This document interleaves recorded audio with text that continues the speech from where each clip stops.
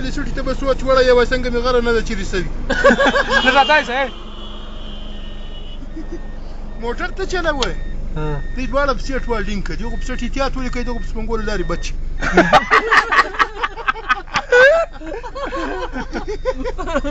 سترونه نیولي لکه دیګ ته چې بله کونه ور واچي دا خلک واده وکړه اوس که داسې سره وه دوه میاشتو هلک بیا اچولی و هغه بیا هم خندول که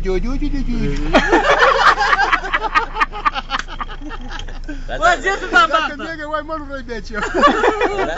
درې میاشتې یې کونه پر شمو تړلي وه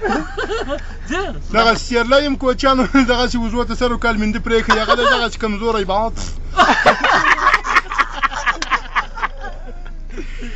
ښه شی یاسته سواړه سمبوړه که واټه میړه دې هم داسې خوله نیولې ده لکه سیرلی دې وزې غره بوی کړي ورته سترګې واړه سترګې داسې ونیولې لرې که دغه ښې سترګې درته نیولې بچی د که غول وکړو ولاکې په لار کوی چوي کونګری به دوه شپې ورته غاپي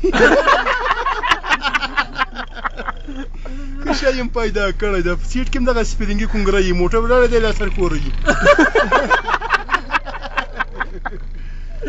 بل هم بیا یې کمه کړې لکه د بایسکل چې کونجغه لري کې په ټوله کې لنډۍ کونه نیولي ده ګرامه نه یې دا لندن ده دا د بي بي سي د پښتو خپرونه ده چې په لنډو څپو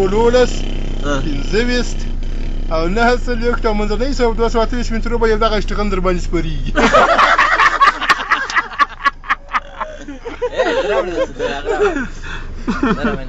نه یې د اخیستو والبخیل یې چې لمونځ کوې شاته دې دغسې کمیس نیولی دا وځې سلطان بخته که چې ځه وخته یا نن رالم د دې ما خپله غریبي کوي وکړو جواب به واخلم مریض یم ته هم لا مریض یې کنه کې دې یو سړی هغه هم بیا تا غوندې ډاکټر یې چې فشار به لا تر خوټو راتاو کړی کار پرې ډېر شي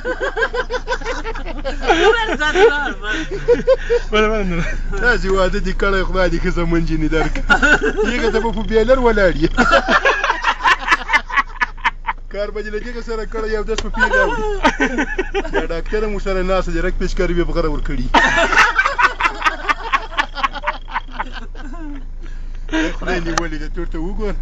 خدای واه ډېره ښه یې ما ته معلوم یې لکه پاکستانی باران طلب چې په کارګانو کې ناست سپینه کونه دې نیولې ده بیا یې مخ هم تکسور شوی لکه وړکی چې کونه په ټغره وکښي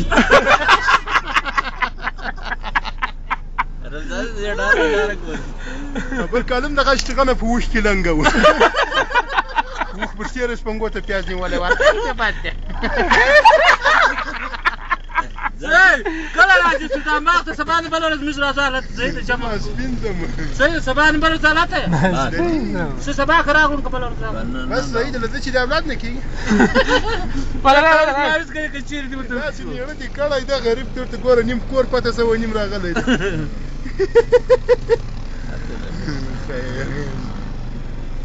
کار جوړ کړه موږ سره که دا نو په یو قسم کې موږ به بیا هم نازوو ته مه کوئ سخته